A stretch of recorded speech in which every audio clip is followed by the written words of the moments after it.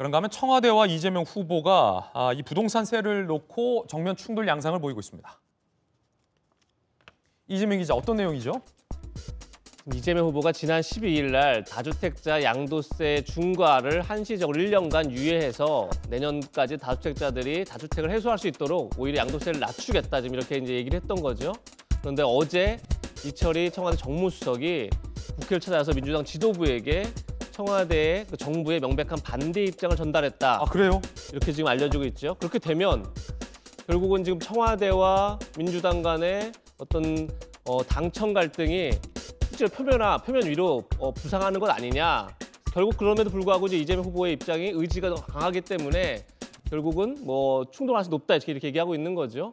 사실은 이 문제는 제가 볼 때 문재인 정부의 어떻게 보면 정체성 관련된 문제입니다. 예. 왜냐하면 다주택자에 대한 징벌적 과세는 사실상 부동산 규제 핵심이기도 하거니와 다주택자를 해소하겠다면서 청와대에 있던 다주택자를 다 내보냈죠. 그리고 다주택자가 일종의 인사에서 배제하는 게 새로운 기준이 됐습니다. 그걸 청와대 스스로 뉴 노멀이다, 인사의 뉴 노멀 기준이다 이렇게 얘기할 정도로 다주택 해소가 굉장히 문재인 정부 입장에 정체성과 가까운 그런 입장인데, 그걸 이재명 후보가 이제 사실상 어떻게 보면 양도세를 이제 완화시키는 것으로 다주택을 해소하기 위한 거지만 어쨌든 다주택자에 대한 징벌을 없애는 방향으로 가겠다고 그러니까 굉장히 문재인 정부 입장에서는 어떻게 보면 자신들 정체성이 흔들린다 이러면서 반대 의사를 표명한 것 같은데, 뭐 제가 감히 예측을 해보면 사실 이재명 후보 입장에서도 이미 재난지원금 문제 관련해서 문재인 정부의 입장을 수용해서 한번 포기한 적이 있죠. 그래서 이번에도 또 포기하게 되면 상당히 사실은 어떻게 보면 본인 스스로가 그야말로 이재명 안 합니다를 오히려 고착화시키는, 이미지를 고착화시키는 이런 걸 갔기 때문에 사실 굉장히 충돌에 불가피한 그런 상황을 가고 있는 게 아닌가 이런 생각은 듭니다. 자, 부동산세, 특히 다주택 중과세를 부과할 건지 1, 2년 미룰 건지, 이거는 뭐 중간지대가 없기 때문에 청와대는 안 된다, 이재명 후보는 미루자, 둘 중에 누가 이기고 지고의 문제가 될 것이다 라는 이재명 기자의 예측이었습니다. 이런 문제 등을 포함해서 민주당의 이상민 전 의원이 최근 이재명 후보의 말 바꾸기와 관련해서 질타를 한 바 있는데 한마디 쓴소리를 더했다고 합니다. 들어보시죠. 지난번 민주당의 이재명이 아니라 이재명의 민주당이 되겠다라고 해서 저는 길겁을 했거든요.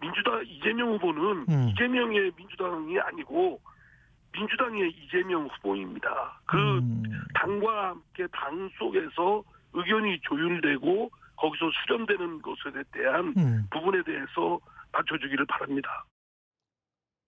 자, 이상민 공동선대위원장의 연일 쓴소리였습니다.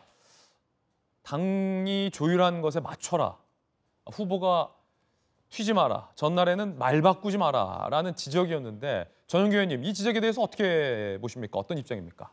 조금 더 논의를 해보자라는 취지에서 이야기하신 겁니다. 그 이상민 의원님도 당의 중진으로서 많은 역할을 해주시고 있는데 본인과 또 어느 정도 조율을 해야 된다라고 생각하시는 것보다는 당과 어느 정도 의견을 일치한 다음에 같은 스피커로, 원팀의 스피커로 국민들께 다가가자라는 뜻에서 조언을 해주신 거고요. 충분히 논의해볼 필요가 있다, 저희는 그렇게 보고 있습니다. 청와대에서는 지금 후보가 강조한 부동산 세금 다주택자에게 부과하는 거 1년 미뤄준다고 했는데 정작 부과를 하는 청와대는 안 된다라고 하고 있는데, 이재명 후보 지지자들 중에 다주택자들은 그러면 세금을 부과받는 겁니까? 안 받는 겁니까?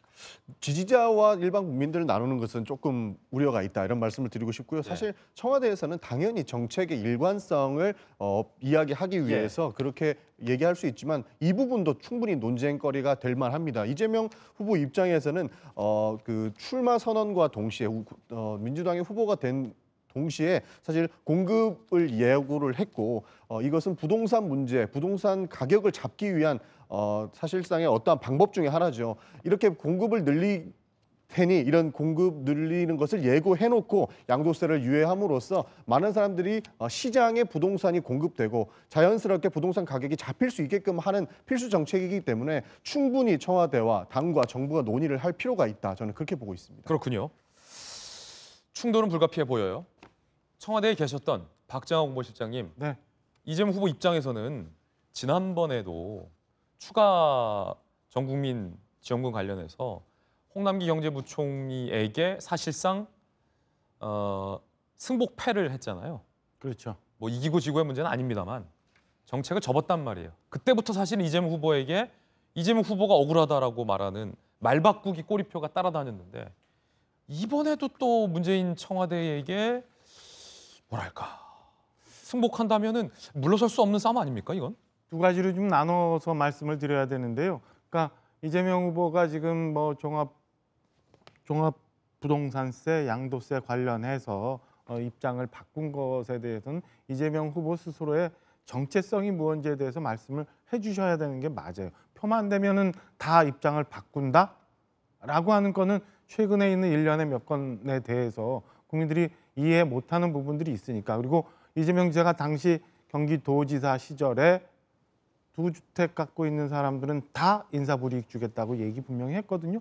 그때와 지금의 입장이 어떤지에 대해서는 분명히 정리를 해야 될 부분이 있다. 이재명 후보의 정체성에 대해서 국민들은 혼돈스러워한다라는 것을 말씀드리고 이 건에 대해서는 정리가 필요하다는 말씀을 드리는데 사실은 정작 중요한 거는 지금 두 번째 문제예요. 지금 지난번에 재난지원금과 관련해서는 이재명 후보가 애써 청와대와 문재인 대통령은 얘기하지 않았습니다. 홍남기 부총리만 얘기하면서 공직자들을 공격 포인트로 삼았어요. 그런데 이번 건은 사실은 청와대하고 직접적인 연관이 되는 부분이거든요. 저는 이 첫 번째 파고를 이재명 후보가 어떻게 넘어가느냐, 그리고 당내 이 건에 대해서 반대 의견을 갖고 있는 당내 친문 계열의 반발들을 어떻게 넘어가느냐가 저는 이재명 후보가 지금 현재 갖고 있는 30% 박스권을 넘어서면서 소위 말하는 정말 현 정부의 차별화를 어떤 모양으로 갖고 갈 수 있는지를 보여주는 바로미터의 계기라고 생각을 합니다. 그래서 이 건을 여하이 넘어가서 문안이 되면 이재명 후보가 얘기하는 이재명의 민주당이 될 것이고, 만약에 이걸 못 넘어간다라고 하면은 저는 이재명 후보가 대권 레이스를 진행하는데 굉장히 어려운 국면으로 점점 들어갈 거다라고 예상을 좀 해봅니다. 박지원 국무실장의 의견 들어봤습니다.